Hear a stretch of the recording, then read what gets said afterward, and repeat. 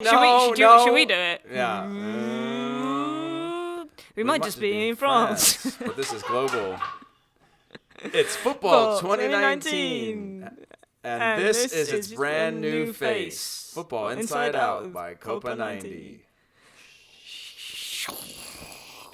Football Inside Out by COPA 90. Yo, I'm Heath. I'm Monki. And this is Football Inside Out, a podcast from COPA 90. Over the past month, we've been coming to you every single day from the Clubhouses in Paris and Lyon. And now it's over. It's done. Not the podcast. The daily podcast. The daily World Cup podcast. podcast. The World Cup portion of the podcast. But it's not over yet. Last episode, this one's going to be in video. Also thanks to our friends at Visa, bringing it to more places and faces on YouTube. And that will be out soon. So thanks to them, we get to do a recap of the final and all of our favorite moments also in video while we sweat profusely because we went to the match. Yes, we did go to the the game. game. Back in time. Not enough time to shower, but enough time to come back and show what it is that we're going through. Do we have 5 things? No, we don't. But this is the one thing that you need to know going into your day. Which is? The USA won. Wow. Again. That's it. We didn't have a pause for that one. Do we need a pause? Do we need to do the Keep going. That's the NASCAR. That's the NASCAR transition. Whoa. If you're not first, you're last. Yeah. The U.S. is winners. They are winners. Is? Are. Are the U.S. are or is? They are. Would you say is or are? The U.S. is winners? Are. They are winners. Are. Like a pirate. Yeah, that's good. They're winners. Let's start with that. Let's start with the U.S. winning. Can we just talk about the run that we had to do to get out of the stadium in time? Yeah. Well, your run was longer than ours because you went to the wrong side of the stadium. But it was a good pace jog. Yeah, it was. It's above average. This is the last you're going to hear from us on weather because It's when we pick this up 30. again, it'll probably be in a cooler place. It was a good jog. Yeah. I'm slightly scared for preseason now because I'm out of breath. In that match, it was kind of a dull match in the first half. Yeah. The last 10, 15 minutes came to life, but it wasn't until you kick a jog in outside the stadium that you realize, oh, wow, that's why. Because they're conserving energy. It's really hot on that pitch, and we were like in the shade the whole time, catching a breeze up in the... Yeah, I was like, God, they look a bit slow today. And then I ran around the stadium. I was like, no, I know why. Did you have good seats? We were sat right in the middle, but very, very high up. So we were actually sat right by the journalists, where they're like tapping away. Yeah. Do that again for the people so they know what a journalist does. If you're listening to this, that was typing on the table. Yeah, that was typing on Very the table. fast typing, probably 90, 92 words per minute. The seats were really good. So in comparison to where I sat for the England-US game, which was behind the goal, I couldn't really see much. So I actually got to see everything. How about you? Where were you sat? We were towards the corner and up high, which makes it, after having a few different seats, I like being closer for the action or being like more in tune with the game. But being up top, you get to have much more of a tactical view of everything and sort of see how you can sort of see things happen before they happen, because you can sort of see the breakdowns and things like that. So each has their own kind of up or down, positive or negative. But yeah, I did. I looked at the Dutch fans to my right and I looked at the US fans to my left, the sort of noisier ends, and I was like, oh, I kind of wish I was in there. But actually, prospectively, it was a better place to sit. Yeah. So let's talk about the player of the match. Who would your player of the match been? That's a good question, actually. Second goal. Second goal? Yeah. Who scored the second goal again? Rose Lavelle. Rose Lavelle. Yeah. I've enjoyed watching her this tournament. So she's won the bronze, third best player in the tournament award. Okay. Lucy Bronze was second. Yeah. Megan Rapinoe first. Yeah, I'm cool. I'm happy with Megan Rapinoe. Yeah. Winning. So Megan Rapinoe was the Visa player of the match. Yeah. Also the Golden Boot winner. Yes. And also the Golden Ball winner. Yeah. Pretty incredible. That's 3 awards in one day. Swipe them up. How do you carry them? How do you carry that in many a awards? COPA 90 bag, which you can buy online. Yeah. So you win player of the match in the final, but you've also won these other awards. Do you? I guess. How much can you actually enjoy all of those moments when you got the team celebrating? It's all these things. It's a team achievement, and now you've won 3 individual awards. Do you think it settles in, or do you think that's for another day? And it depends what kind of person you are, I guess. No, I would just rage, mate. Well, I'd have the biggest Ronaldo party. would be happy to win those awards, but for most people, don't you think it would be I just want to get with my teammates?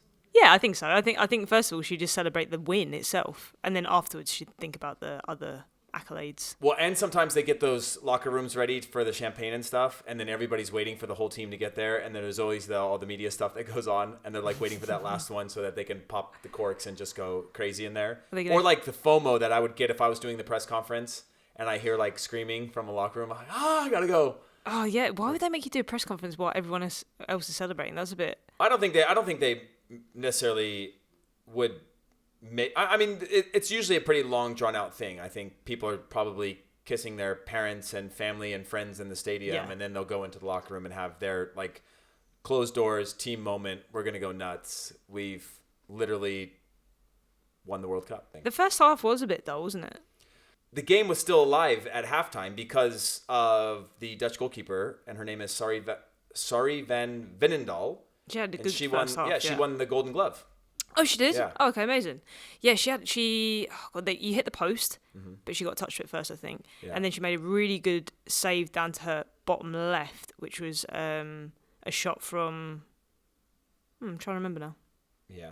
I can't remember, but it was a really good shot. It was like turn and shoot. She made a lot of good saves. She had some good saves against Sweden as well. Yep. And yeah, well deserved. But pretty crazy, right? Is the most polarizing person in this World Cup has been Megan Rapinoe. Mm-hmm. And she's gone on now to win everything there is to win as a player. Obviously, she had the same amount of goals as Alex Morgan. And same amount of assists, but won the award based on the less minutes played. Yes, less minutes. Sometimes you read those rules and you're like, yeah, but why would they just keep making these additional tiebreakers? And then there you go. I don't even think this was her best game of the tournament either, to be honest. But she was out of the England game because I think she had a slight hamstring tweak and then came into this. And I was watching it and I was watching the first half and I was kind of like, she's not having a great game. But her style of play has evolved as well. Yeah, like she's no longer. She used to run at people all the time, and now she's a little bit more on the touchline, spreading the game. She drives inside. Yeah. And she whips in probably the best ball of anybody in the world. Like the pace that she puts on a ball is incredible. Yeah, I was half expecting Kristen Press to come on earlier, to be honest, but she did end up coming on eventually because she had a really good game against England. Lindsay Horan, one of the best midfielders in the world, can't really get a game under this coach. Yeah. Mallory Pugh, one of the next big superstars of global football, played I think maybe 2 games. I think she came in against Thailand. Oh yeah, because she scored, and then she played a little bit against. She started against Chile, and then that was pretty much it. Like the team is so deep that, Carly Lloyd, who's now retiring as a champion, had the same role in this World Cup as Abby Wambach did last World Cup, supporting, played a few games. And still isn't playing all that much. Like they closed her out, like out of respect. I think they put her in the 87th to close the game out. Yeah. Not sure what cap that was, 100 or 200, 200 something for sure. But yeah. So the depth in the squad is ridiculous. Yeah. Like for the next World Cup, they have nothing to worry about pretty much. I'm not trying to be arrogant, but I think that the second 11 in the women's national team in the U.S. could challenge most teams around the world. Yeah, probably, no doubt. Yeah. Do you know what as well? I noticed when it hit the 18th minute mark, I was thinking, Netherlands are doing all right here. They've stopped the US from scoring over the 12-minute mark, which is unlike any other team in the tournament. And then when it got to half-time, I was like, all right, they could turn up, but they just swooped in at the end. But they never really had a really good chance. Yeah.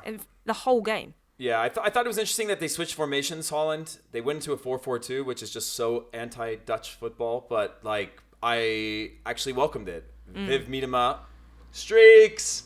Loves Viv. She was playing as a false 9 for a bit. Like she was just dropping off and she's sitting in weird pockets. Because she's not pacey, but she's strong, she can hold the ball well, but she was finding the ball and turning upfield quite often in the first half, and they weren't making anything of it. Yeah. But it was an interesting sort of change to the team dynamic for a final, kind of going against what got them there. And then Van de Sanden again on the bench with who's the girl that Well, it worked the first half. Yeah. The first half worked. And actually Viv Miedema had a kind of good chance in the second half where she got into the box. She took on 3 players. They almost fell over. She took it onto her left foot and she just didn't want to shoot on her left foot. She took it off the chest on that first touch. Was so it looked like a handball because it fell on the run off the chest down to her feet, and you're just like, has to be a handball. Nobody can take a touch that clean into their stride.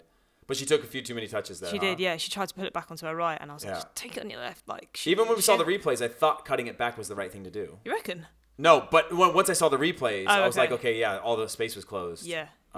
She had they had a few moments. The U.S. had a few shaky moments where they almost turned the ball over in the back line too. Yeah. That could have led to something. Hey, in the half time. Yeah.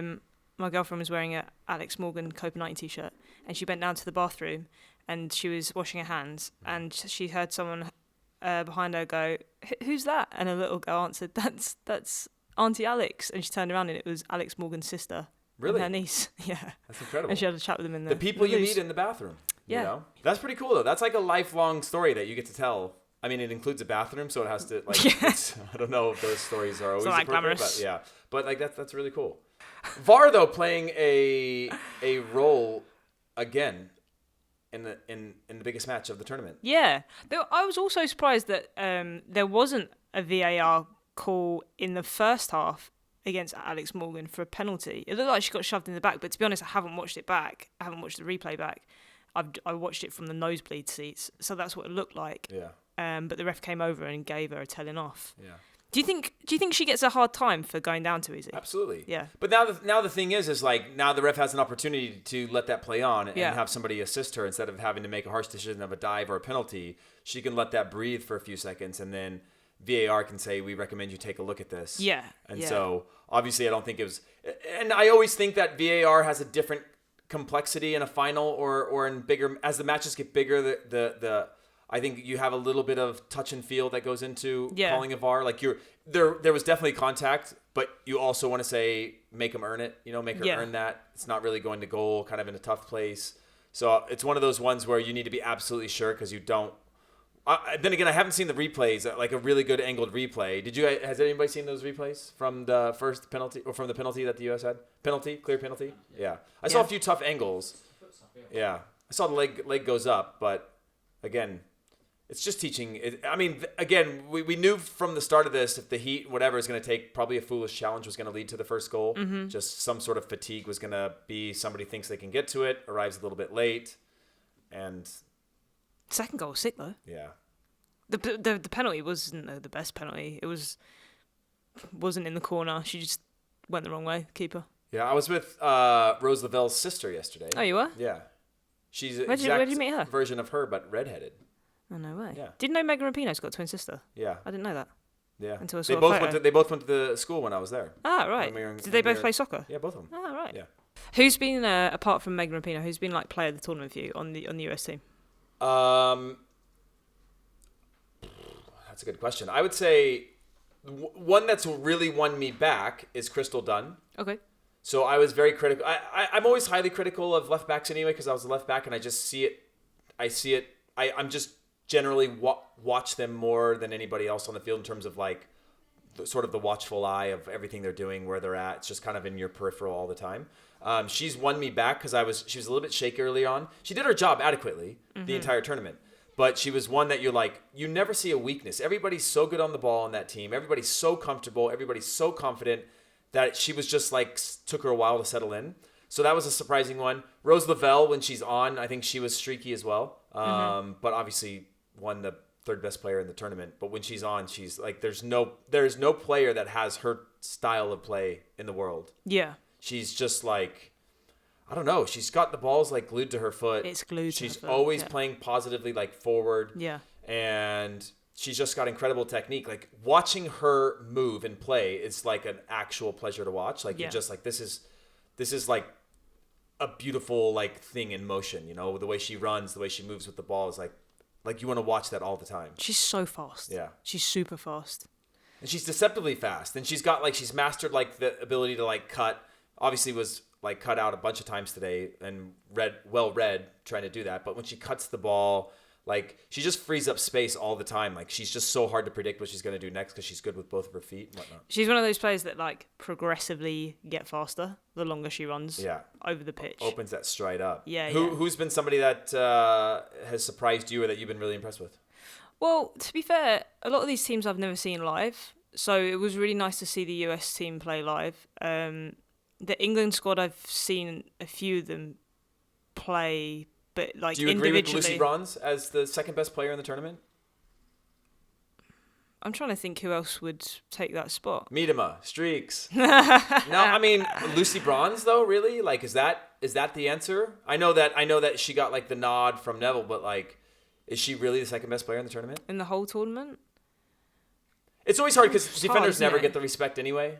You know, defenders never. I think get she's definitely one of them, 100%. I don't see why she shouldn't be given that title. Yeah. I'm just trying to think of anyone else that might also deserve it. But actually, I can't think of anyone else apart from another US player. Yeah. So. That's true. I mean, it just feels. Do you think it feels a bit contrived? I just don't see where. I think she had a great tournament. Yeah. And like having your manager say that you're the best player in the world is obviously. He's not just saying that for fun. He's not saying that for like PR for her to get like a brand deal with somebody. Like, it's legit. And I was impressed with her. Other people weren't as impressed when she played against the US. I liked her. When she played against Norway, she was unplayable. Yeah. That was the Lucy Bronze that I've been hearing like so much about. I was watching her play and I was like, no one can play against this girl. Like, isn't that the interesting thing though? Like you said it now like twice in the last couple of minutes of just like a lot of these people haven't seen him play. Yeah. And that's a bizarre thing. That's, again, sort of the theme of all of this is like getting to see these people play. Going back again to Ada Hegerberg, who's not in the tournament, but I'd never seen her score a goal. Yeah. Until we had her into the clubhouse and I started doing research on her and all these things. Like that accessibility thing is like we've now seen how much the quality has grown from 15 to 19. Yeah. And how like smaller the gaps are between countries and nations. And I think that's it's a really cool thing. Yeah, it's cool. It's still a long way to go, especially when you see scorelines like 13-0 or whatever. Hey, did you see at the end of the game, some FIFA representatives came out at the end onto the pitch and there were boos around the stadium and a chant of equal pay. Yeah. Which I thought was interesting. I get it. I get that there's the lawsuit. I get that they're against FIFA, and I respect all that because yes, the answer to that is yes. But it's also like the women have just won the World Cup. Do we need to turn it into like a negative thing? I think like that type of chanting is fine, but like we should also just be celebrating, saying like, hell yeah, they just won the World Cup. I think they are celebrating though. I think it was a case of like the fans being behind what the players are standing up for. Yeah. And I think that's important to hear because when you hear, you know, because I mean there were way more US fans than there were Dutch fans, 30,000 people chanting that to FIFA representatives stood on the pitch looking at everyone chanting that. That sends a very strong message. That's how movements start, or that's how movements continue, right? Like the one thing everybody's fearful of is the World Cup ends, and then everybody just disappears and goes back to being like, all right, I did my month, I supported it, I'm good. Like go and back as to a living my life. player, if you're stood on the pitch as a player, and you hear that all the fans are behind you, you must be thinking like, well, one, proud of yourself for standing up for yourself, and second, like a relief of just like everyone agrees with us. Yeah. It's not just us. Totally. I mean, I don't think there's ever been like outside of the business people that are on the reverse end of that that are against that. I think that's an incredible thing. And again, like the tournament is officially over and the messaging is still loud and clear. And the people are still saying they just backed up everything they said they would do. They've been loud and proud this entire tournament and now they've won it. Bro, that celebration that Alex Morgan did against England, this one. Yeah. I was like, the balls she had. Yeah, apparently that you hadn't even won. But apparently that was a dedication to what's her name, the Sophie Turner. Sophie Turner. Yeah. In what way was? I don't know, but Sophie Turner came out with a video and said, "I appreciate you dedicating that to me," and blah blah blah. Like she made a video of it. Like it's a viral video of her talking. Saying that like it was dedicated to her and saying that she appreciates that and knows where it's coming from and that it wasn't like a shot at British people or something. Oh, real? Like I didn't know that. Yeah. I thought it was just a really bossy move. And I couldn't. Do you know what? When I thought it was a celebration, it was a bit of a poke at the British fans, I guess, and the team. Yeah. I was like. Yeah, it was 2-1 at that point. I was like, you know what? At the end of the game, I think when COPA did an illustration of it. Whoa! I mean, if the thing didn't come off, it wouldn't be a podcast, would it? Literally, the set is taking itself down, knowing that this is the last episode. So the sign is fallen. Yeah. So when she did that, and I still thought it was like a bit of like banter or whatever. I was like, I can't even be mad at that because it's really good. It's funny. Well, like, say it wasn't a dedication to somebody and it was a shot at the British fans or or whatever. That's the whole thing that makes this national team so incredible, right? They fall anything short of winning this, and they are the laughingstock of the tournament. Yeah. Right? So arrogant, so arrogance, confidence, whatever it is. Yeah. So everything that people want them to be, right? Creating their own realities around this team for everything that they do, scrutinized for every time they celebrate, every goal they score, everything they say, everything in the press, the Trump stuff, everything like that. They fall short, and it's like, there you go, a piece of humble pie. This is what you deserve. Yeah. But they rode it all the way to the end, and they won a championship. And that, to me, is like, as elite athletes, there's nothing. This is like Usain Bolt level type thing. This is like Dream Team level type of thing where they talk and they run their mouth and they know they're so good and they deliver on that. And that's rare. You see it in any sort of ego-driven sports.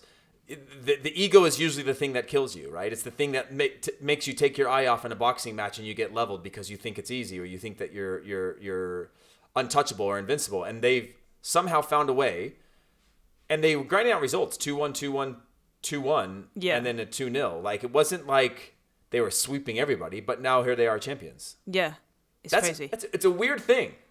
I still would have liked some of the other teams to have been on the other side of the tournament. I think it would have been a much better tournament. I mean, the tournament was amazing, but I mean, for me, it was disappointing for those two teams to meet in the final because I just felt like we all knew which way it was going to go. Totally. But to be fair, the Netherlands put up a good fight in the first half. I did not expect them to not score in the first 45 minutes. I was impressed, to be honest. They probably walked in at half-time thinking, okay, cool, we got a shot here. I think it was the first team that had held the U.S., an entire half without scoring a goal. For longer than 12 minutes. Yeah. The whole tournament. So when they come in at half-time, it wasn't that impressive, but I was like, they have more than a shot. And right at the end of the first half as well, they had the States on the ropes a bit. It was scrappy towards the end, and I think it rumbled. And now looking at the fact that we've had two clubhouses, we had the more gallery vibe, we had the clubhouse bar vibe, we had all the illustrations, we had the goal click gallery, we had all these things. Was there anything that like you'll remember? Was it like the 50-50 icons or the illustrations? I think it was just the vibe, especially in the clubhouse in Paris, because obviously Paris is a much busier city, like day to day. When all the fans would come in, and then so they'd start coming slowly the first sort of like week or so, and then after that you'd see the same people come in over the 3 weeks, and you'd also see people that had. They even said they had little to no interest in women's football before, but then you'd see like the same guys like pop in and watch games in the day and stuff. Yeah. So for me, that's like amazing. The Chilean fans kept coming in, and then players were getting knocked out of the tournament, and they heard about the clubhouse, and then they'd come in. It built this weird sort of like family environment in a very short period of time. Yeah, I think one of the things for me that's been the most rewarding is that it started early on as like even before the tournament, like, thanks for what you're doing for women's football, in like a way that you have to say because we're involved in women's football, right? Yeah. When others aren't. And then you heard that a few times of people, like the obligatory, like it was like almost like a sign off when you say goodbye, where it's like, it was great seeing you. You're like, yeah, great to see you too. Thanks for what you're doing for women's football. And it's like in passing, you're like, whatever. That doesn't mean like you're saying that to say it. But like as the time went on, as the tournament went on, the level of people that you want to be saying, like yesterday we had Mikael Silvestre and Tim Cahill at the clubhouse. Yeah. And I was sitting with Tim. I played with Tim at the Red Bulls for a long time and know him quite well. But he was like, I've been going to FIFA things. He's here as a FIFA legend. Like, obviously, he scored some crazy goals in World Cups. But he was like, I'm going to these FIFA things, and some like basically everything is missing. The respect for women in general is missing. But he's like, what you guys are doing here. He's like, I want to do this in 4 years. Like the next World Cup, I want to be the one that's doing. Like literally motivating him to say, like, I want to have a bar. I want to have this place that people come and hang out and connect everyone. Like, I didn't know Tim was coming to the clubhouse. Oh, okay. He came by and I was sitting and we just looked at each other and we're like, oh. Did you even know he was here? No, I didn't know he was here because he just posted photos that he's back in Australia. Oh, right. And so I had no idea. And just hearing him say that about what we were doing and hearing like Mikael Silvestre say that and hear other people say things that like the people you want to be saying it, your peers, the people who are essentially insulated or isolated from ever needing to give a shit about women's football or the space or even needing to acknowledge it because they're successful in their own right and they don't have to pander or patronize in any sort of way. To hear your peers say it, the people you want to say it, like like, I didn't go up to him and be like, check out this place and look at all the cool things we're doing. He brought it up out of the blue, and that to me was like a really validating factor of what it is that we're doing here and why we're doing it, and to hear just these wide ranges of people go like, this doesn't exist anywhere else. Yeah, I think the more that ex-players and current players get involved, the better for the women's game. Just like Hector Bellerin, he's sick guy. Like, always like talks about it online, backs it. I mean, he put up a photo of Romance FC's shirt like on his Instagram, which is a sort of like a small social seven-a-side team from London, who most of them didn't even play football a few years ago, and it's a group of women that just get together and play like socially, who do a lot of stuff for like media, and a lot of them work in media. They run wicked like five-a-side tournaments in London for anyone who wants to come and play, and just like us growing the game, but in a very small sort of community, but in such a like big way. It makes a difference in London anyway. And he like posted a picture with him and their shirt on his Instagram, and just things like that, just like a nod to what people are doing within communities, means like so much, because to him it's like, you know, one post is whatever, it's nothing. But again, that's the validation of your peers, right? It's like everything digital and social media is such a younger crowd, and they're in their formative years, and they fall like a leaf, right? They don't know who they are yet, but the people that you want to validate everything that you're doing, that's when you know you're sort of breaking through, you're like cutting through all the clutter and all the noise to reach the people who are also like the difference makers, like Bellerin posting a photo of that. That's incredible, right? That's worth more than any other. Literally, the set is still taking apart. itself down. No, it's we got it on an auto timer. Okay, that, like fine. Everything will like be down by the end of this podcast. Cinderella at midnight. All this stuff just disappears into a pumpkin. But yeah, it's just been a really like rewarding thing to be here, because it's been a lot of hard work, you know. Every single podcast, every single day, away from home, and sometimes you're like, what are we doing this for? You know, like you're tired, and you're like, and you really like, once you feel validated within your community and stuff, you don't like it just feels right. Yeah, it's gonna. I'm really looking forward to that. I'm looking forward to the Olympics as well, actually, because it's gonna be women's football Olympics, but also looking forward to the next World Cup. I think it's gonna be amazing. Obviously, this was my first Women's World Cup, so it's a first experience for me. Even though I wasn't there in 2015, I've played the sport long enough to see how far it's come, and to watch games in front of 45 to 50,000 people and have women on the pitch. Like, the 8-year-old me would have been absolutely blown away. Wouldn't have known what to do with myself. What countries do you think are the fastest growing right now? England? Like who do you think in 2023? Right, 2023. Is going to be the one you have to worry about. I think there's a few, and majority of them are going to be European countries, and that goes to show by how many European countries were left in the final sort of 8. I think Italy has got a good chance if they can sort of use this momentum to carry on. Spain, England, and somebody walking a dog. I know, outside? I was thinking maybe it was sounds like a leash. Santa Claus is just on holiday. It is Santa Claus. South of France. There's literally bells tied to his feet. What about you? Yeah, I think Spain and Italy are the two that I was most impressed with, that I think are going to be coming a long way. Yeah. Obviously, more and more resources going into not necessarily the Italian league, but into Juventus and building like a super team. Yeah. And then the Spanish league, I think, is just getting better in general. Real Madrid's going to have a team. Yes. I think Spain is going to be one that's dominant, because just their footballing principles, they're like one or two like star goal scorers away from being a team, like a team to beat. But Netherlands as well, of course. Yeah, Netherlands for sure. I would love to see. For me, it's just I want to see what happens in South America. I want to see what happens in Asia. Yeah. Those are the two continents that I think could be muted the most. They're also two of the continents where there's still, I say Asia and like Asia, Middle East, and South America, like behind the most in terms of just like women's rights in general. Yeah. And I'd love to see just progress there made in terms of professionalizing the leagues, more opportunities. Just like thinking again of my own situation, if I was in these places, wanting to have opportunities for my kids to like be part of this, and thinking like how privileged I am to be in the US, but other places it's just not that conversation yet. Have you thought differently about women's rights now that you have 2 girls? Or more so? I think I stress about it more. Right. I think I've always thought about it, Yeah. and I've always held it in like high regard, just as like humans in general. Yeah. Like I've always had like like just a very human approach to everything.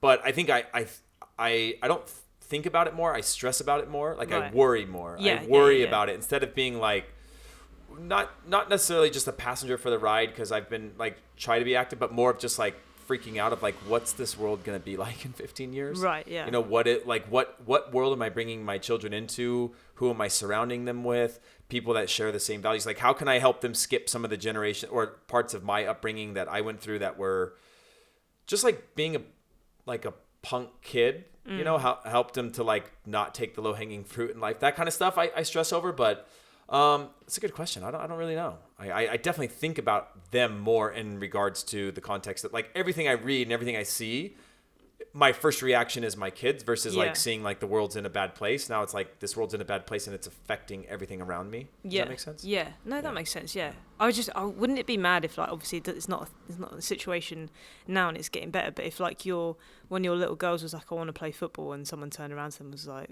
you can't. Yeah. Like, wouldn't that anger you so much? Yeah, totally. I mean, yeah, it's a crazy thought, and that's still a lot of the world, which Yeah. is Well, wild, yeah. And again, this sort of brings the full circle of like the U.S. women's national team are fighting for all of these things for the world, but it's like everybody's arguing for the same things at completely different levels, right? And like everybody's fighting for progress, but what progress means is so relative to the world that you live in, or your local community and that kind of stuff, which is a really bizarre and very complex thing. Yeah, you're right. Because the spectrum of what women are fighting for within football is so vast. At one end, it's equal pay. At the other end, it's like literally just the right to kick a ball without fearing for your life. But then it's got all the other woven things into it of, yeah. The equality, the LGBTQ community. Like all of these things are all part of this like hyper complex network and system of everyone kind of sharing the same long-term goals, but like almost in a weird kind of bad way, like fighting for a piece of the pie. Yeah, and their own things, but everybody's trying to get it in the right direction. It's just a very complex thing. So hopefully, something like this doesn't lead to, the U.S. becoming more separated, but actually bringing the world kind of closer together in celebration of a huge win for these women, and then what they do with that win on their platforms to push things forward. It's been a really fun environment to be involved in, especially within the stadiums and amongst the fans. Like, it's not like any other tournament I've experienced or football match I've experienced. The vibe is different. It's a lot more open to anyone. And less, I guess. I mean, personally, I don't find football games that intimidating, but I can understand why people might. I've grown up around football, so I get it. But walking into a football match for the first time in the Premier League, maybe as a woman or as a young girl, you might find it intimidating. And that's kind of part of what makes the Premier League great, is because the crowds are rowdy, right? And that's just that's like some of the culture that's involved in the crowds.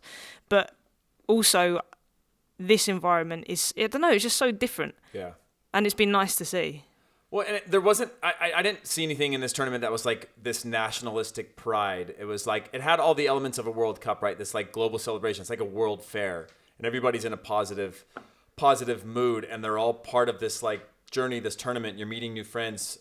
You're making new friends from all over the world. You're hanging out with them. Like I've ran into multiple people now that I know that have been in Europe for a week or 2 weeks. And they're like, oh yeah, my trip was up, and then I met these people, and they let me crash with them. That story is like a really, really cool thing, because it starts beyond like the results. It starts to just get more like-minded people with more like-minded people around the world, which I think is how you spread like what it is, like messaging, and how you spread love, and how you spread sort of like even reapproaching what people think of Americans. Like there are French people that hate Americans because of what they read or what they see. And the more that they can be exposed to this, was the same worry and fear that happened in the World Cup last year. It's like the Russians, like post-Soviet Russians, or even Soviet Russians, were like trained to think that the West was trying to end them, right? The West was trying to kill their culture and ruin them, and therefore they were like programmed with this idea. But face-to-face interactions is what allows, like, I don't know, to create something real and organic that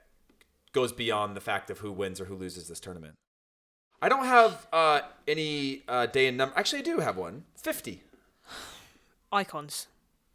That's That how is many correct. we had. That is correct. Is that correct? No, that's that is correct. Right. How many illustrations did we have? 50. 52. Oh, yeah, Yeah, 52. you're wrong. Damn.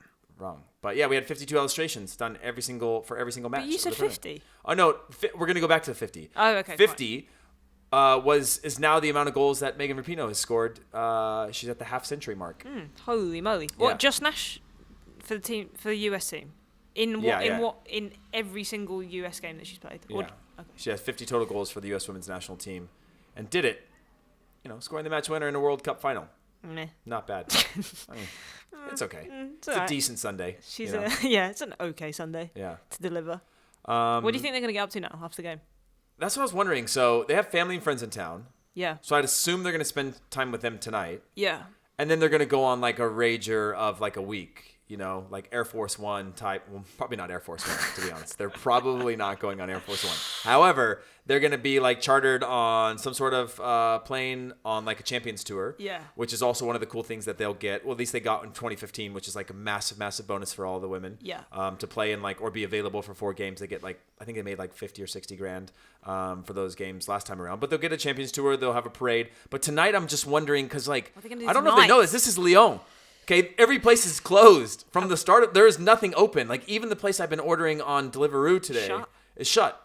It kicked it back to me. They're like pre-order it for 1:30, and then it said no, they're not responding. Should I give them a DM? Yeah. And ask them? I just want to know what they're. I mean, I would assume they're gonna keep it low key. I don't know. I don't know, dude. I don't You know just how won you- I the don't know. World Cup. Yeah. Why would you keep it low key? It's one of those I things where would it's be going down the streets of Lyon horseback with the World Cup in my hand with a flag and a flag. Yeah. Yeah. It's flying some the flag. champagne. Yeah. No, I'm not sure what they're gonna do, but I'm assuming there's gonna be some serious partying soon because they got a rambunctious bunch. Are they straight back into season though? Some of they're them, in- yeah. they're in but season now, there's right? got to be some sort of contingency that's Some time off. oh yeah, I'm gonna call in sick for the next 5 days, or you can just give them to me because I just won the World Cup. It's got to be more than 5 days, surely. It's got to be Yeah. like a couple of weeks. No, imagine just rocking back to training. That's kind of mean, but rocking back to training with a trophy. Hey guys, Someone's like, "We're gonna go train." You're like, "Nah, I'm good." just gonna You got- sit here. Yeah, I got a trophy. I won the World Cup. What do you want? What do you want What from else me? more do you want from Yeah. me? No, I'm not sure what they're gonna do. It's a day game too, and usually finals and things happen late at night, At night, and you're not yeah. back till after midnight or 1 or 2 in the morning. So they've got the world is their oyster. They have their whole family here. Yeah. Families. They'll probably party with those guys. Yeah, I don't know. What do you do? What would you do? Well, you can drink to forget the day, or you can take it in with family and really enjoy that sort of ride off buzz Yeah. of really take it in with family and friends who It's a hard choice. I would think that as a family member, how do you handle that? Mm-hmm. Do you overly get I used to get really when my mom would talk to me too much about football, I would get really wound up. I'm thinking about this too much in my head. I want to come home to get away from that. Right. Do you have the and when they come in the room congrats Your parents? fireworks? No, I'm saying Oh, okay. if your family member that you've now been following for a month comes in after winning a World Cup, you hug them. Yeah. They've already been hugged 200 times. Yeah, but you love know? a hug. Love a hug, especially when you win the World Cup. Yeah, but do you keep telling them congrats? I mean, Yeah. where do you? I don't know. I just think they must be how do you respond to that? Thank you. What were your parents like when they came to watch you play? I mean, my mom always said I played a good game, which made that frustrating at times. Every game? Yeah, always. I'm yeah, but it's great. And I'm no, we literally got scored on a bunch of times. Smashed. Yeah, I was the worst player on the field. But no, they were just. My dad's really chill. My dad, both of them were sports people growing up. My dad's just very quiet and will pick and choose a few things to say. Okay. And my mom just wants to be a proud mom and just Every hug game's you. a good game. Yeah, every game's a good game. Just wants you to be happy, pick up food for you, cook for you, all those types of things. My dad's come to 2 games in my career. Both my parents don't really come to games. Well, your dad's MI6. He's been to every game. yeah. You just don't. You, just don't don't know know when it. he's there. Yeah. The first game, I scored against Fulham from outside the box, and when I come off at half time, my little sister goes, "Dad missed it," and I was like, "Where was he?" He was getting a cup of tea. Second game was a final, and he was late for the game, but I didn't know because I was already playing, and the ball went out for a a throw in or something, and it went deadly quiet because everyone was just waiting, and I just heard from the stands, "Loose, we're here." That's great. I didn't even look at him. I just went like this. Yeah, that's In the general direction. I just stuck my thumb up. I was like, "Cool, Dad, nice one." Oh wow, the all like encompassing parent moment. Just be like, "We're here now." I was like, "Thanks." That's cheers. wild. That's great. No, like I think the one like time that I had like all the family there, they were all wearing like Pierce USA jerseys at a game, and that was like really cool. Like everyone at once. It's only like happened like one time because we played a national team game somewhere on the West Coast or whatever. But yeah, usually they're pretty quiet. Not yelling, "We're here." Well, at least they did. I didn't hear them say that thing. This is really sad to say. The World Cup is over. It's over. That's it. Yeah. There's not another one. There's not a tomorrow. There's not like a 5th, 6th place match that we get to cover tomorrow. Mm-hmm. So that's it. That's it. Yeah, that's it. But you can watch this back though, for as many times as you like. Yeah, you can Thanks go back to Visa. Yeah. Thanks, guys. You get to see this sweaty mug for the next however many times you want to watch it. But hopefully, it's definitely the podcast is definitely going to continue. Yes. So it's not the last time everyone will be hearing from us. Hopefully, we can continue the video podcast as well, so that we can keep trying to share the love and spread the word of the game. But until next time, we'll see you soon. Bye. Football Inside Out by COPA 90.